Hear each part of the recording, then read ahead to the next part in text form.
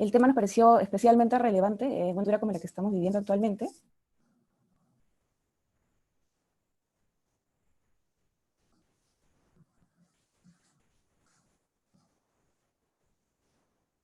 Mi nombre es Gisela Albuena, yo soy consultor de salud preventiva. La gran cantidad de información médica que las empresas vienen recopilando.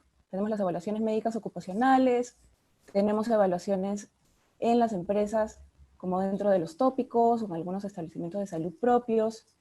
Tenemos todas las atenciones a través de los planes de seguros. Y así, dependiendo de cada organización, hay mucha información que ingresa hacia nuestras áreas de salud ocupacional y nosotros estamos encargados de poder hacer este análisis como gestores de la salud. Y aquí la deficiencia que vemos es que la manera, la forma en la que nosotros trabajamos esta información quizás tiene bastante oportunidad de mejora para utilizar esta data en la proyección de situaciones.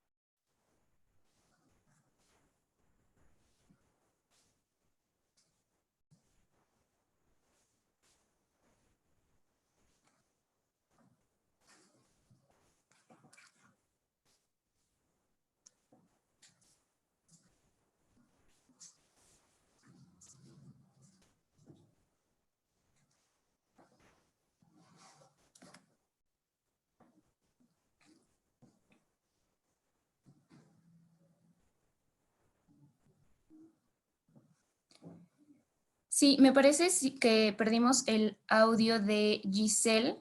¿Me podrían, por favor, confirmar si el mío lo logran escuchar?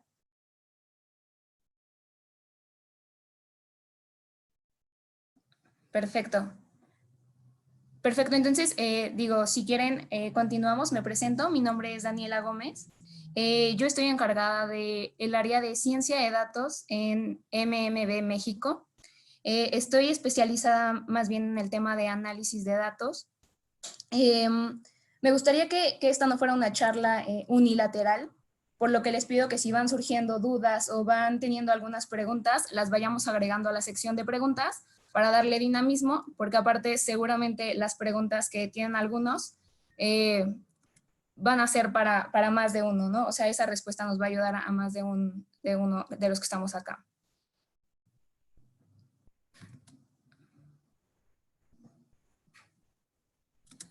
Voy a empezar la presentación.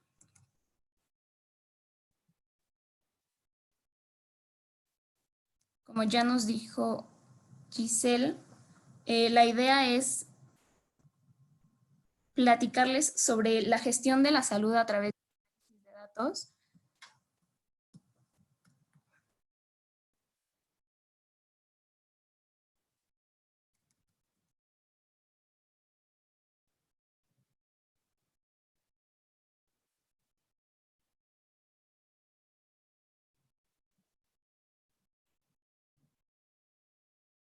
En un segundo, estamos teniendo un poco de dificultades técnicas con la proyección de la presentación.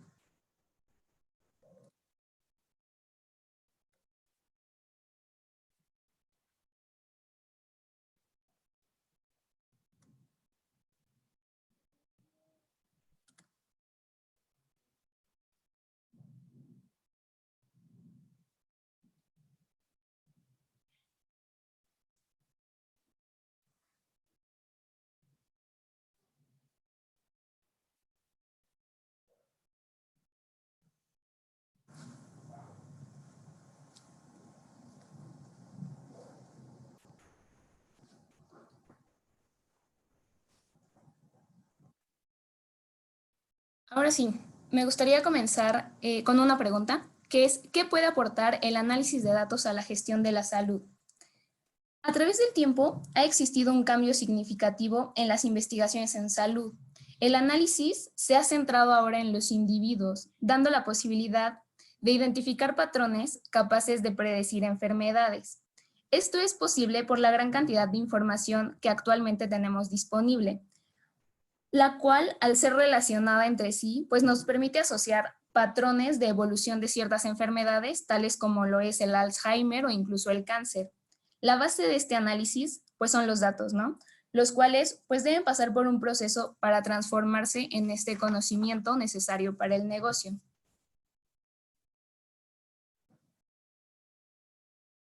A lo largo del webinar explicaremos este proceso. Vamos a ir comenzando por cómo debe registrarse la información, cómo debe validarse, cuáles son los errores más comunes que encontraremos en los datos y posteriormente pasaremos a la parte del análisis y algunas aplicaciones.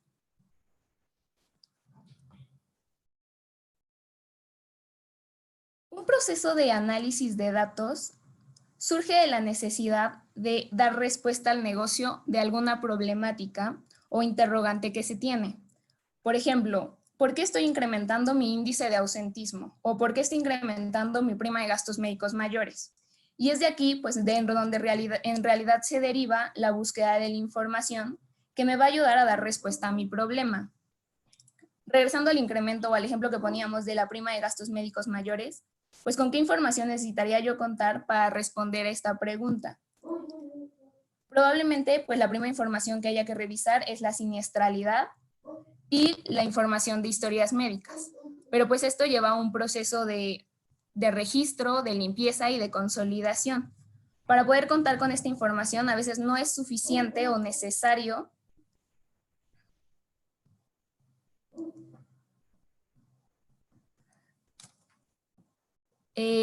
solo tenerla, ¿no?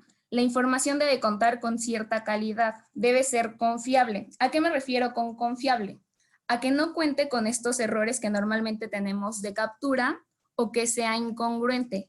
Es decir, si yo sé que mis colaboradores tienen una edad entre 18 y 57 años, en mi base de datos de historias médicas o en mi base de datos de siniestralidad, la información asociada a titulares no puede tener rangos de edad de 100 años o rangos de edad de 5 años.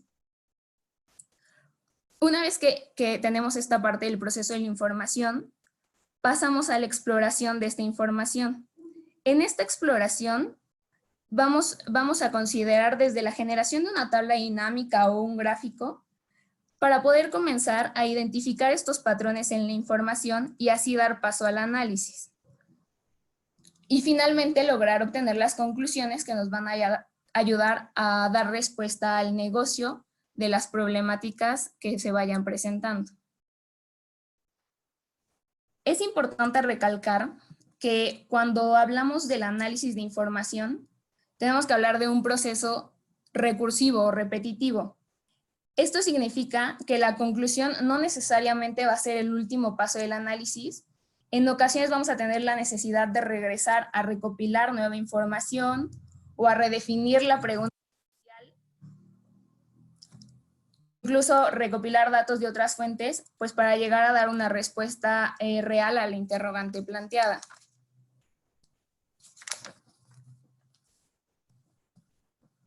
Antes de comenzar de lleno con el tema, es importante considerar algunos conceptos que posteriormente nos pueden ayudar con el entendimiento de los datos. Vamos a partir de ¿qué es una base de datos? Una base de datos va a ser un sistema que almacena información. Nosotros, si no somos expertos en análisis de datos o expertos en sistemas, podemos considerar una base de datos los archivos de Excel en donde capturamos la información o los TXTs o archivos en los que descargamos la información de nuestros sistemas de historias clínicas o en donde nos llega la siniestralidad por parte de la aseguradora. Y de aquí deriva la pregunta de cuál es la importancia de contar con una base de datos. Esta nos va a ayudar a consolidar la información, permitiéndonos identificar aquí sí los riesgos en los grupos o individuos, a focalizar esfuerzos o brindar un seguimiento puntual. Pero una base de datos por sí sola pues no va a ser suficiente para dar respuesta al negocio. Aquí entra la parte de los indicadores.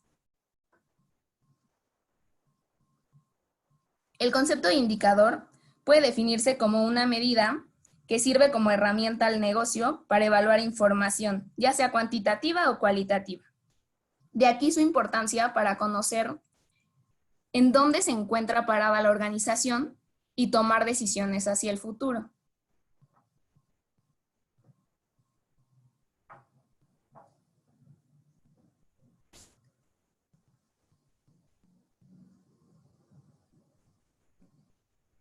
Toda nuestra información va a contar con variables. Vamos a entender por variables los campos o columnas de nuestra base de datos. Van a existir dos tipos de variables. Variables cualitativas, que son aquellas que categorizan la información, y variables cuantitativas, que son las variables numéricas.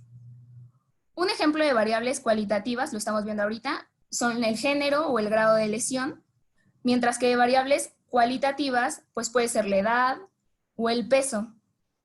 Es decir, en nuestra información contaremos con variables que nos van a ayudar a agrupar y variables que nos van a ayudar expresando características medibles de la información.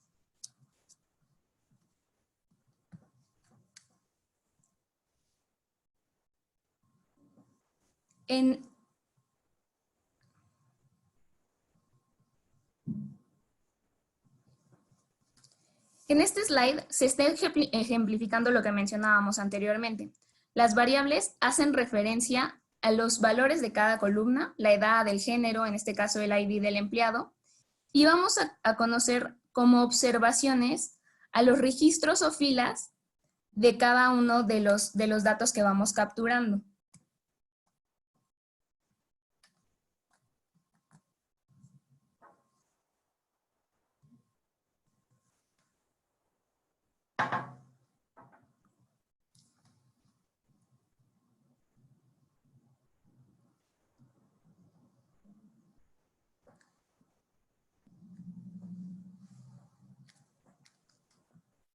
Ahora sí, entrando al tema, ¿qué pasa si yo no cuento con una base de datos? La respuesta es simple. Las bases de datos podemos construirlas sin necesidad de tener un conocimiento muy grande en datos o en análisis. Debemos partir de definir para qué voy a ocupar la información. Y con eso vamos a determinar qué datos quiero almacenar. Vamos a suponer que quiero crear una base de datos para identificar qué colaboradores participan en las ferias de salud de mi empresa. Aquí ya tengo definida la información que necesito.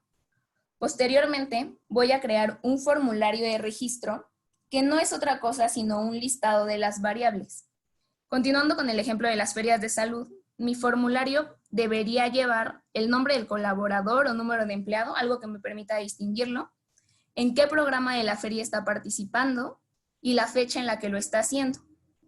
El tercer paso sería identificar mi fuente de datos. Puede ser que al registrarse en alguna actividad yo pida al colaborador sus datos o que al iniciar la feria yo capture esta información. O tal vez decida utilizar la información que ya tiene el área de recursos humanos y yo únicamente ir agregando la actividad.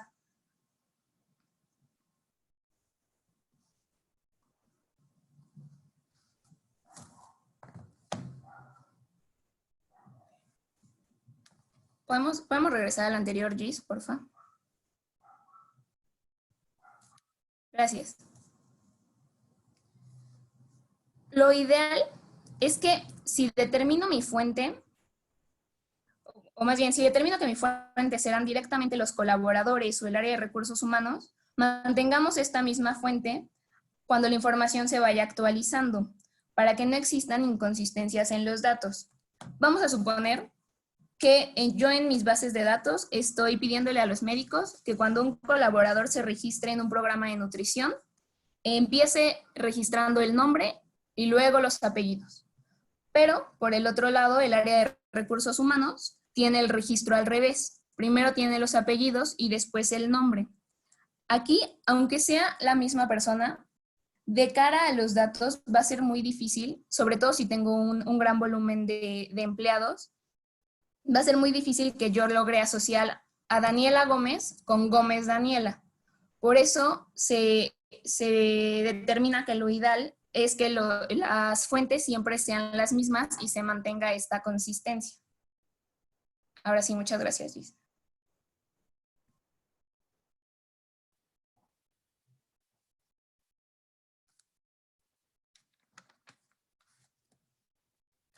Mencionábamos al inicio el tema de los errores o inconsistencias en los datos. Podemos tener errores de registro, que son estos errores de captura, acá en México los llamamos errores de dedo, y nos referimos a estos casos en los que En lugar de presionar una A en el teclado, presionan una S o una Z o cualquiera de las letras que están junto. Faltas de ortografía, o sea, que me pongan Perú con acento, Perú, más bien Perú sin acento, y en las otras sí me pongan el acento.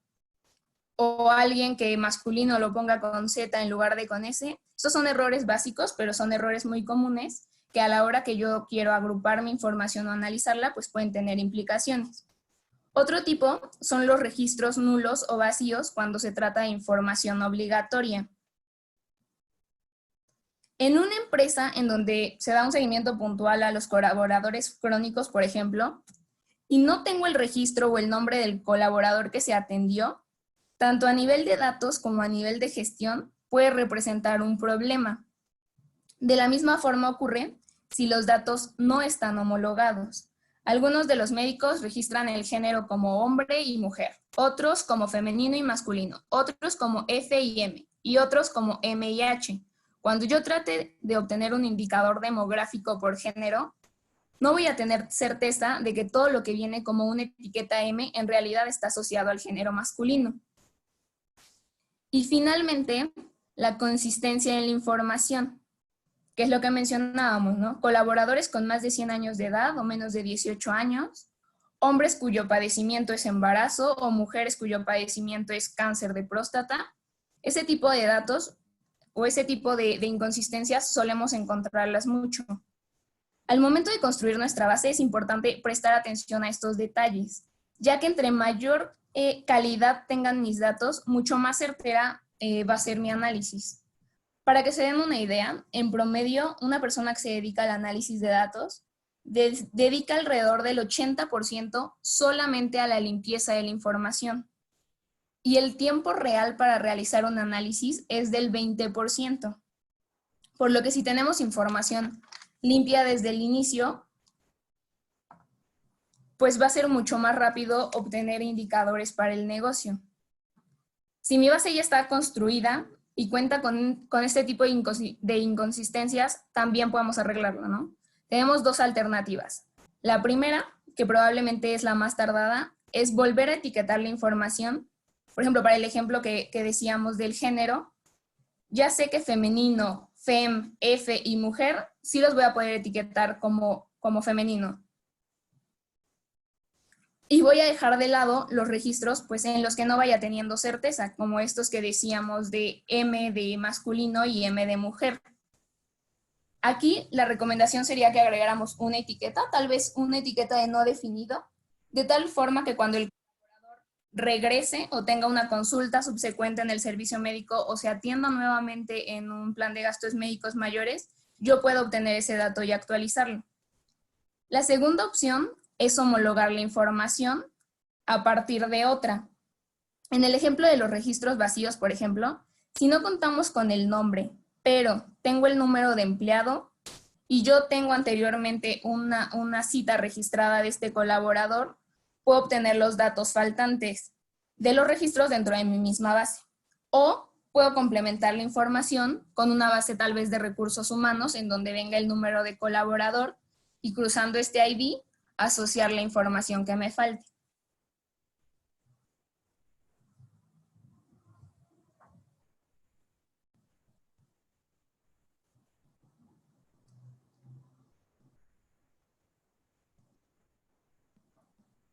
Una vez que ya tengo definida mi información, que ya cuento con mi base de datos, ahora sí puedo construir mis indicadores. Voy a partir del qué queremos medir. En este caso será el gasto promedio en medicamentos de colaboradores con gastritis. En segundo lugar, voy a seleccionar las variables que necesito para construir este indicador: el nombre, el padecimiento y el costo del medicamento. Posteriormente, voy a generar una tabla resumen de estas tres variables y voy a graficarla. Se recomienda graficar la información debido a que así es mucho más fácil identificar comportamientos atípicos en los datos. Supongamos, en este mismo ejemplo de la gráfica, que tenemos también gripe dentro de los padecimientos. Y la suma de los costos rebasa los 15,000. Pero vemos que únicamente está asociado a 2 colaboradores. Si sacamos el costo promedio de estos, pues sería estos 15,000 entre 2 personas, tendríamos un costo promedio de 7,500, el cual, tratándose de una gripe común, al menos en México, es un costo excesivo. Aquí yo tendría que regresar a mi base de datos y ver qué tipo de tratamiento se está registrando, porque probablemente pueda haber un error de captura o incluso podríamos detectar hasta temas como de mala praxis en lo que se está recetando. Una vez que exploramos ya nuestros datos, validamos nuestra base y construimos este indicador, en el caso de gastritis, pues nos da este costo promedio de 54 pesos, ¿no?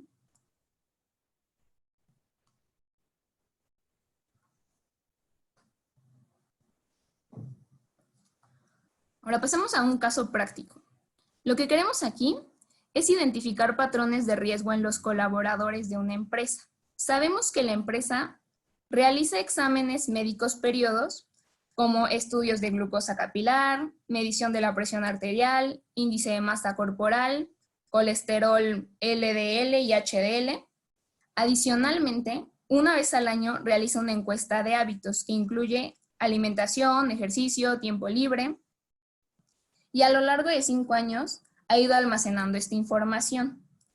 Lo que pretende la empresa es identificar a los colaboradores con riesgo metabólico, por lo que va a separar la información en 2 grupos.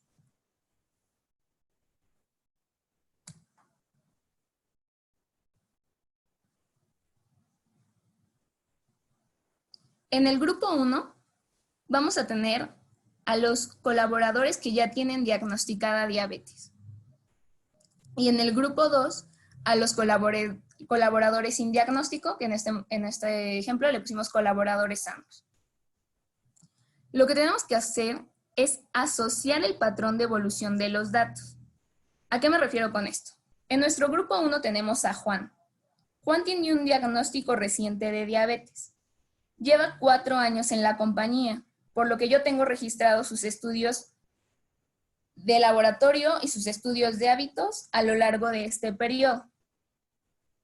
Comenzaremos con la glucosa capilar.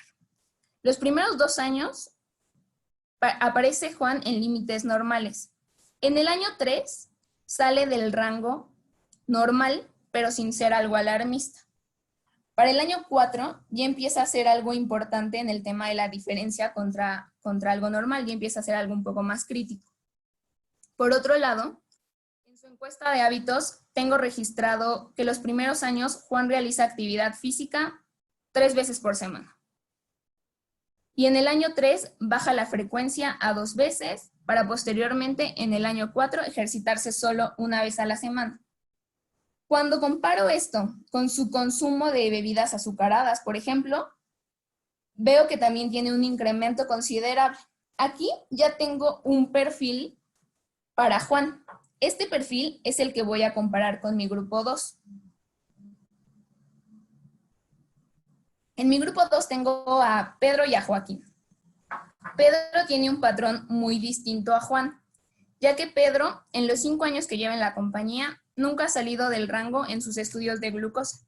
Siempre ha mantenido su actividad física en 2 veces por semana e incluso en los últimos años ha ido disminuyendo su consumo de bebidas azucaradas. Por lo que Pedro realmente no va a entrar dentro de mis colaboradores con riesgo. Por el otro lado, Joaquín es un colaborador que tiene 3 años en la empresa. Su actividad física es realizada únicamente 1 vez a la semana, tiene un consumo alto de bebidas azucaradas y pasó de estar en los límites normales de glucosa en el primer año a salir afuera de rango en los 2 años subsecuentes. Si nos damos cuenta, los registros de Joaquín se asemejan a los de Juan. Un consumo elevado de bebidas azucaradas, más una actividad física de a lo más 1 vez por semana, más 2 años con rangos fuera de lo normal en los resultados de glucosa. Por lo cual, Joaquín sí puede ser considerado en nuestro grupo de riesgo. Tal vez algunos están pensando que la glucosa puede salir de rango por muchos factores, y así es. y tal vez la glucosa capilar no sea el análisis determinante, ¿no? O sea, no es lo mismo que fuera un análisis de hemoglobina glucosilada. Obviamente ese sería mucho más contundente en el resultado.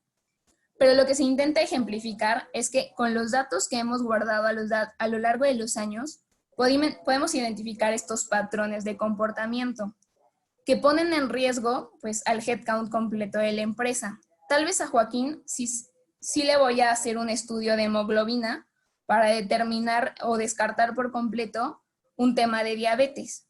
Y en caso de que el estudio me muestre una predisposición a diabetes, al menos sé que la detección oportuna que estoy generando como empresa o servicio médico va a generar un engagement por parte del colaborador, me va a ayudar a ahorrar costos futuros en términos de siniestralidad y en términos de ausentismo derivado de estas consultas médicas que probablemente él tenga que tener, sin mencionar pues, el impacto positivo que va a tener en la salud de Joaquín.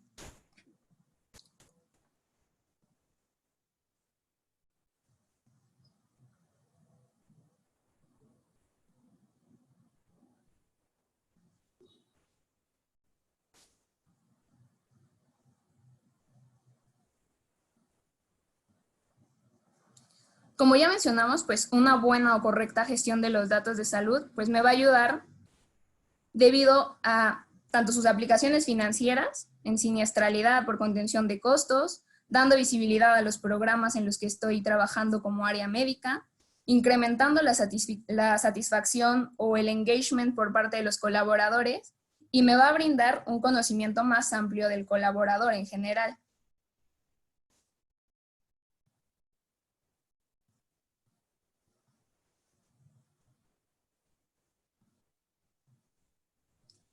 En este slide quisimos poner ejemplos más concretos de estas aplicaciones.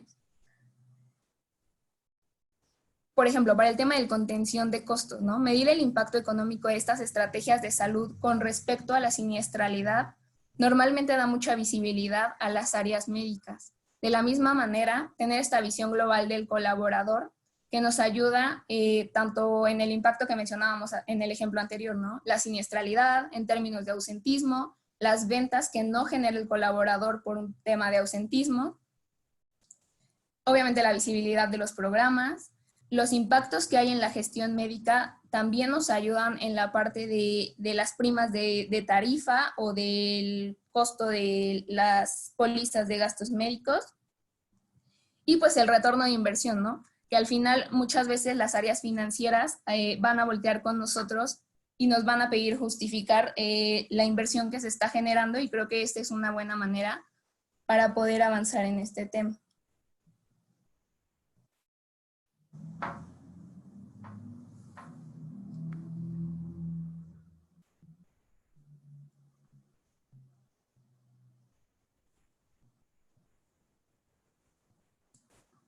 Nos gustaría cerrar este webinar con un caso de negocio.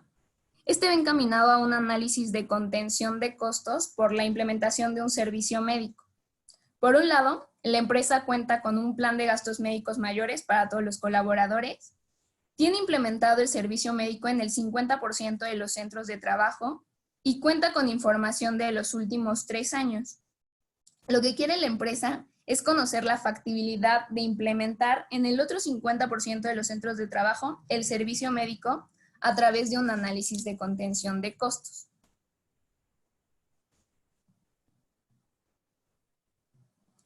¿Qué información necesito para hacer este análisis? Vamos a partir del colaborador. El colaborador va a ser el centro de mi análisis. Necesito el listado, por otra parte, de los centros de trabajo a los que pertenece cada colaborador. De igual manera, la información del servicio médico y la información de siniestralidad. Voy a hacer un análisis rápido para determinar cuál es el padecimiento más frecuente atendido en mis bases de servicio médico. Para este caso, se determinó que el padecimiento era gastritis. Para robustecer el análisis, voy a considerar el proceso completo de evolución de la gastritis. Este incluye reflujo, gastritis, consideramos también sangrado y consideramos úlceras. En algunos casos es muy importante conocer la distribución de casos por género y edad. Si en lugar de gastritis habláramos de un cáncer de mama, por ejemplo, sería indispensable conocer cuántos hombres y cuántas mujeres tengo en mi head count. Para este caso en particular no es algo representativo, pero siempre vale la pena considerarlo. Por último, voy a tener la información de montos pagados por siniestro, obviamente asociado a estos padecimientos, también el número de siniestros, y con ello voy a poder obtener los costos medios.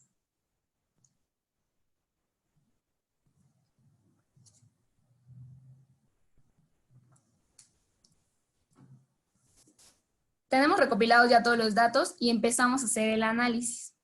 Por un lado, vemos en color azul claro los costos medios derivados de casos de colaboradores con servicio médico y de color azul oscuro los costos medios de colaboradores que no cuentan con servicio médico en su centro de trabajo. Sabemos que un servicio médico ayuda en la detección temprana o tratamiento temprano de ciertos padecimientos. Cuando un colaborador comienza con síntomas de reflujo y tiene servicio médico en la oficina, acude a este, al igual que pasa con la gastritis. El médico, según sea el caso, va a canalizarlo a un gasto médico mayor o va a atenderlo directamente en el servicio médico. Esta es la razón por la que aparentemente, si nos fijamos en reflujo y gastritis, tienen un costo medio mayor o muy cercano a los costos medios de los casos sin servicio médico. Pero, ¿qué pasa en la parte de sangrado o úlcera? Los casos que llegan a este punto probablemente no se trataron ni el reflujo ni la gastritis, ya sea por falta de orientación médica o por falta de un seguimiento oportuno o algún tratamiento. Si nos damos cuenta, la diferencia de estos casos en costo medio es de más de 130,000 pesos. Lo mismo pasa con la úlcera.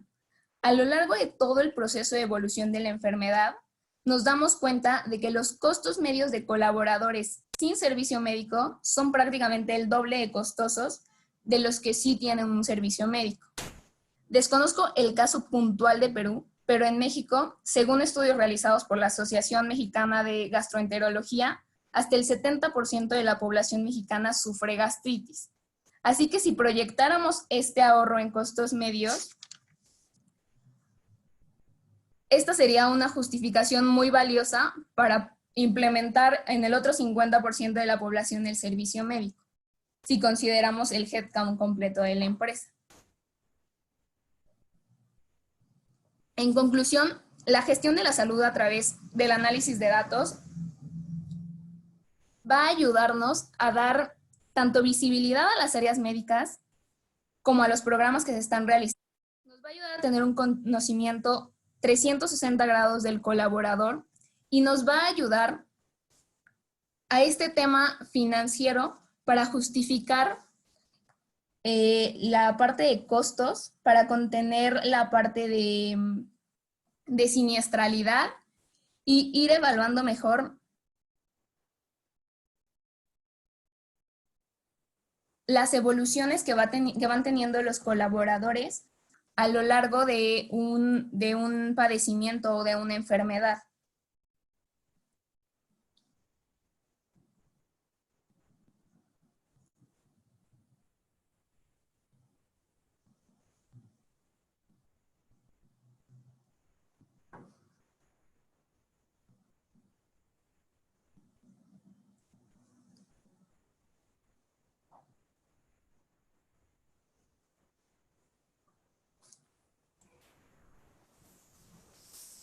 Muy bien, muchísimas gracias, Daniela. Tenemos el panel de preguntas y respuestas para que puedan seguir ingresando las respuestas por este medio. Vamos a dar lectura a alguna de ellas. Daniela, si por favor nos puedes apoyar con las respuestas. Muchísimas gracias. A ver, la primera es, ¿cuáles son las principales enfermedades que impactan en los costos de salud? Mira, al menos en México, por los análisis que hemos hecho, traumatología y ortopedia, así como la parte de oncología, son las especialidades que tienen un costo promedio mucho mayor. Obviamente depende del padecimiento, pero por ejemplo la parte de oncología pues sí puede tener, o el servicio médico sí puede tener un impacto representativo, ¿no? Si se hace alguna campaña de cáncer de mama para detección oportuna, pues estos costos van bajando para el tema de siniestralidad y en lugar de llegar a un gasto médico mayor con un cáncer ya muy avanzado, pues se tiene una detección temprana y esto va disminuyendo los costos. Perfecto, muchas gracias. También te preguntan, ¿cómo se puede homologar la información que viene de diferentes fuentes? La idea es buscar, nosotros le llamamos una llave. En este caso, pues puede ser el nombre del colaborador, puede ser el ID del empleado, puede ser tal vez algún ID, bueno, en México, por ejemplo, tenemos el CURP, que es un identificador único de persona a nivel nacional. Entonces, cualquiera de esos datos nos van a ayudar a cruzar o amarrar la información para que podamos hacer un análisis más robusto. En el caso de que no tengamos una llave ya definida, podemos construirla. Es decir, tal vez por leyes de privacidad de datos yo no recibo los nombres de empleados, ¿no? O no puedo tener acceso al ID del colaborador. En este caso podemos hacer llaves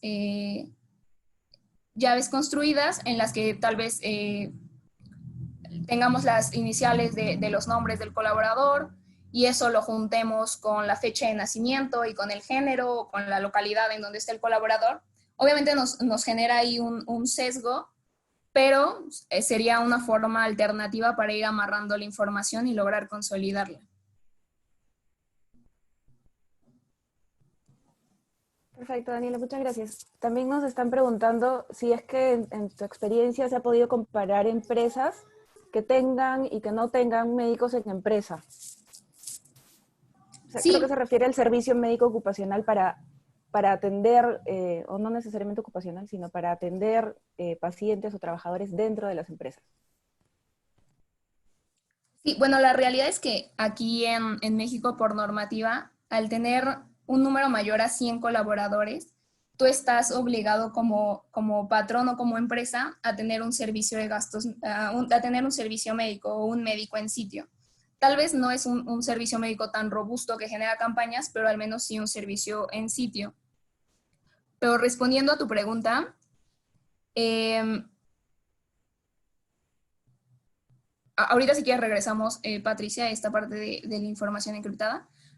Sí se puede, sí hemos hecho análisis y la verdad es que justo la mayoría de los análisis los hemos hecho para motivar esta implementación de un servicio de gastos médicos, porque los números sí salen mucho más favorables para las empresas que cuentan con un médico en sitio.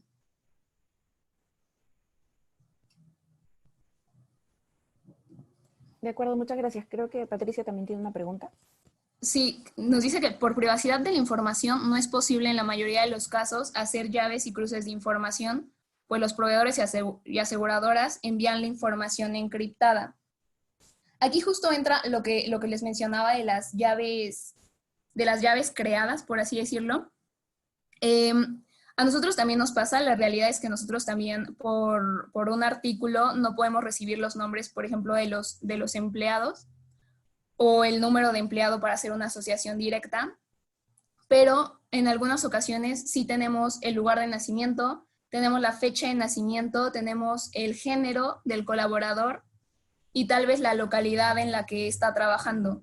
Y así es como vamos armando las llaves a lo largo de las bases. Como te decía ahí, pues sí hay un sesgo, sí hay una diferencia tal vez contra los datos reales, pero si no contamos con una alternativa, como aquí tú lo mencionas, ¿no? Por un tema de privacidad de la información, esto sí puede ser una alternativa que nos puede funcionar.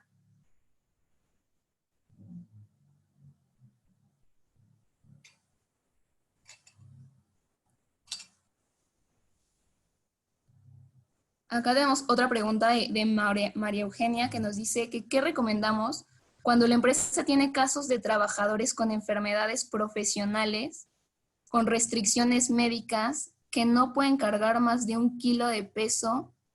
El ambiente es una empresa industrial.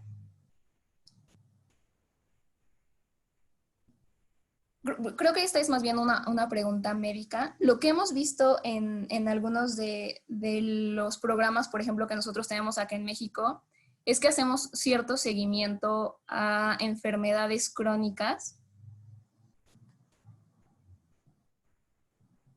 Aquí, pues más bien, a nivel de datos, mi recomendación sería, volvamos al headcount que tienes de tu empresa, veamos las características de los empleados y utilicemos ese headcount tal vez para ir reorganizando este tema de las cargas. Igual para complementar un poco lo que comenta Daniela, sí es importante que el análisis de la situación se dé tanto a nivel individual, ¿no? La evaluación médica de una aptitud y de la restricción para realizar algún tipo de tarea que forma parte de las funciones del puesto de trabajo, debe ser tanto individual, pero también colectiva, porque si es que ustedes, por ejemplo, evalúan que esta situación se viene presentando en más cantidad de personas, si van viendo que en el tiempo aparecen nuevos casos, si van viendo que estos casos de repente saltan más en un área que en otra, entonces algo está traduciendo esta información. Entonces se invita a poder hacer un análisis un poco más allá, como comentamos, tanto a la persona para poder definir cuál es su situación y la recomendación particular en el caso de esta persona, pero también cuál es la decisión como empresa respecto al problema que está saltando dentro del área industrial, porque definitivamente algo está pasando, ¿no? Justamente toda esta evaluación de la información nos lleva a hacer mucha observación, ¿no? Y poder sacar este tipo de conclusiones. Muy bien, Daniela, te dejo para la siguiente. Miluska nos pregunta algo más. Sí, nos preguntan,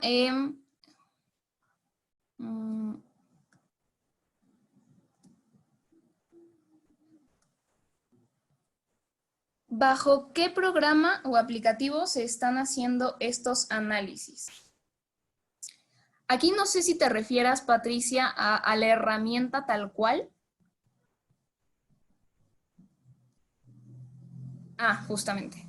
Mira, aquí va a depender de lo que tengamos, ¿no? Al final, tal vez a un área médica no le van a dar un servidor de bases de datos, ¿no? Incluso estos análisis podemos hacerlos en Excel. O sea, al final Excel creo que es una herramienta muy valiosa para hacer análisis. La limitante de Excel, pues obviamente es el volumen de datos, ¿no? Excel te acepta hasta 600,000 registros y si tienes más, pues ya no tuviste oportunidad de hacerlos así. Pero Excel, por ejemplo, tiene la bondad, si no tenemos un servidor o si no tenemos un programa estadístico, pues tiene la bondad de que nos va incluso diciendo cómo ir haciendo estas fórmulas, ¿no? Para ir llenando la información, ¿no? Si queremos estadísticos, nos va a ir diciendo qué campos, bueno, no qué campos, sino qué variables se deben considerar para que nosotros vayamos adicionando los campos. Lo ideal, si queremos llegar a un tema de modelos, por ejemplo, predictivos, sí sería utilizar herramientas más robustas, herramientas estadísticas como un R, por ejemplo, pero para análisis de contención, yo creo que Excel es suficiente. Tenemos otra pregunta acá que dice, ¿qué programas son recomendables para el análisis de datos? Ejemplo, para la vigilancia médica ocupacional. Aquí no sé si te refieres a lo mismo que nos mencionaba Patricia, de programas como herramientas, o no sé si nos puedas ayudar, Miluska. Ah, justamente, ok. Entonces ahí es lo mismo. Eduardo nos pregunta, ¿cómo propones abordar la información que se está generando actualmente en las empresas en el contexto COVID-19 desde el frente del análisis de datos? Esta es una pregunta interesante. De hecho, hemos trabajado en análisis para México. La realidad es que los primeros cortes que hicimos nosotros fueron cortes demográficos, por así decirlo, ¿no? Empezamos por, ¿le está dando más a hombres o a mujeres? ¿Qué rango de edad están presentando estos hombres o mujeres? Posteriormente, nosotros contábamos con con información de costos. Empezamos a hacer análisis de costos para cada semana, por ejemplo, y veíamos tal vez en la semana 1, alguien que es detectado con COVID no tiene un gasto significativo. El gasto significativo viene en la semana 2. También hicimos cortes por localidad y eso lo fuimos relacionando. Bueno, en nuestro caso tenemos tanto un plan de gastos médicos menores como un plan de gastos médicos mayores, y la decisión que se tomó fue relacionar todo para ver si con este plan de gastos médicos menores, por ejemplo, se estaba conteniendo el gasto que estaba generando en las empresas que no tenían este tipo de programas para gastos médicos mayores. Lo mismo hicimos por cortes de tipo de gasto. Aquí, si lograste encontrar alguna correlación entre el gasto invertido en medidas preventivas versus continuidad operativa de la empresa.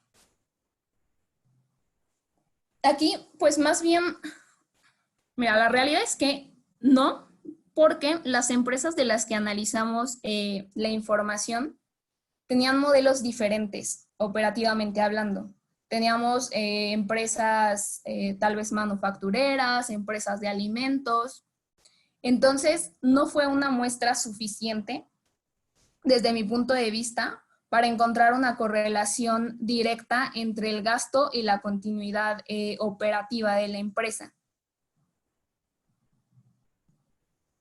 Creo que con un volumen más grande de datos sí pudiéramos haber sacado ahí algo mucho más interesante de lo que ahora tenemos.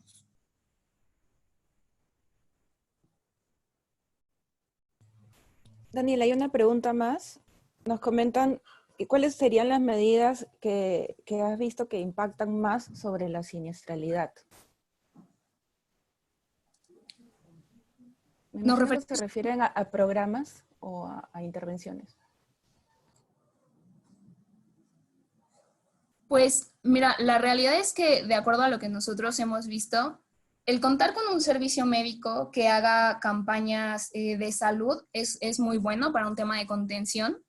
El contar con un programa de wellness, la verdad es que también ha hecho que las empresas bajen muchísimo la siniestralidad, por esto que mencionábamos de una detección oportuna. Y el conjuntar justo esta parte del servicio médico con la estrategia wellness, pues ha hecho que la información y que los colaboradores incluso tengan como un cambio de pensar, y ha generado como este hábito o este buen hábito de utilización también del seguro de gastos médicos mayores.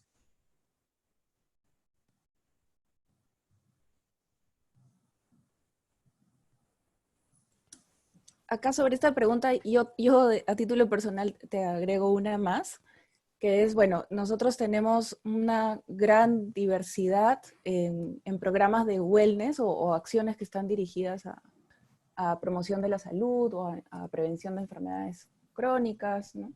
O las enfermedades más comunes. Y las acciones que toman las diferentes empresas, claro, pueden ser desde solamente, por ejemplo, un rol o un cronograma de capacitaciones, o puede irse ya volviéndose un poco más especializada, ¿no? Y tener programas modulares que parten desde, por ejemplo, un diagnóstico de factores de riesgo, ¿no? Y tener intervenciones. Entonces, ante eso, de repente nos puedes contar un poquito cuáles son aquellos componentes que tú has visto en programas de wellness que tienen más éxito.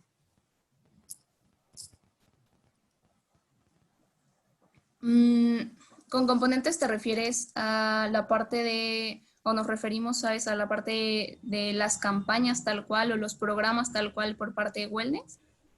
Claro, ¿qué acciones dentro de los programas, digamos, son las que son vitales implementar? Bueno, a nosotros, por lo que hemos visto, la parte de estos check-ups periódicos ha funcionado muchísimo. La parte de nutrición también ha ayudado muchísimo en el tema de, justo por ejemplo, esto que mencionábamos de diabetes, ha tenido un impacto significativo. Igual en la parte de cardiovasculares, todo esto de hábitos, de estilos de vida, también ha impactado positivamente aquí. y las campañas de prevención en general que mencionábamos, ¿no? Esto de cáncer de mama y todo eso, también eso tal vez no es en un corto plazo, pero en un par de años también representa un decremento significativo en los montos pagados de siniestralidad.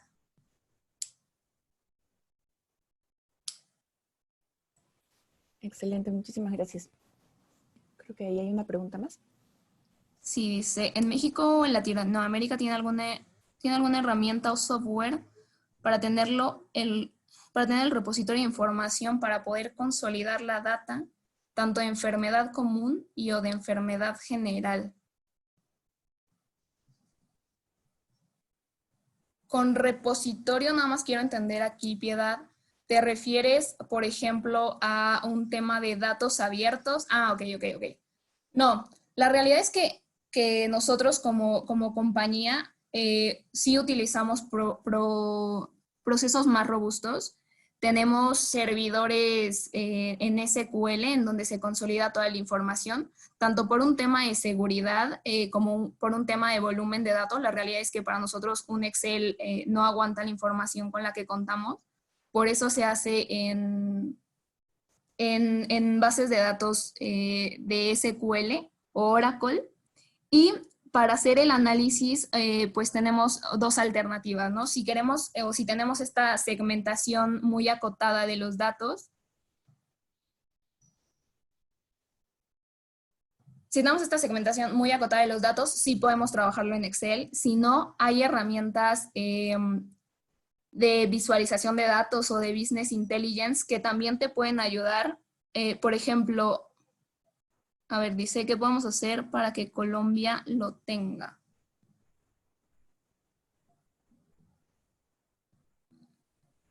¿Te refieres a esta parte de consolidación de la información, Piedad? ¿O que tenga un servidor?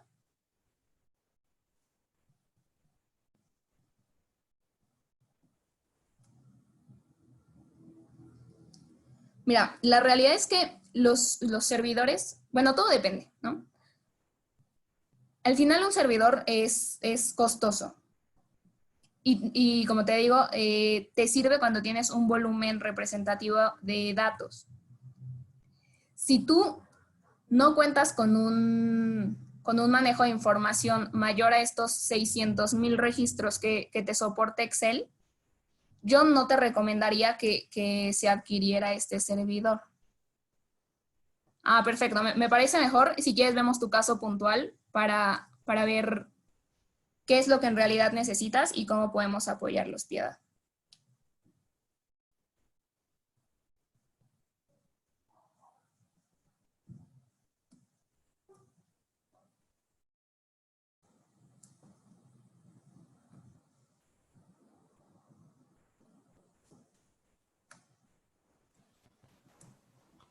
Muy bien, creo que si no hay más consultas, ya podemos comenzar a despedirnos agradeciendo a Daniela infinitamente por su apoyo con esta presentación. Nos has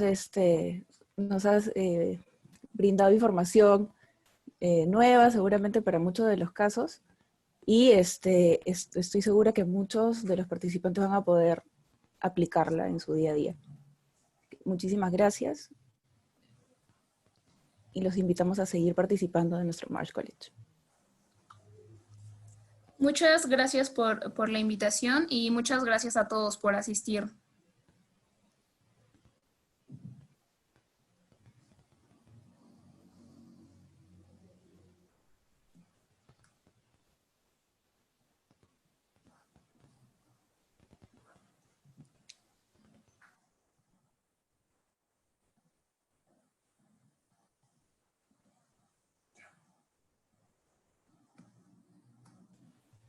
Muy bien, antes de retirarse, ahí está la encuesta para que puedan ayudarnos con una calificación. Muchísimas gracias y buenos días.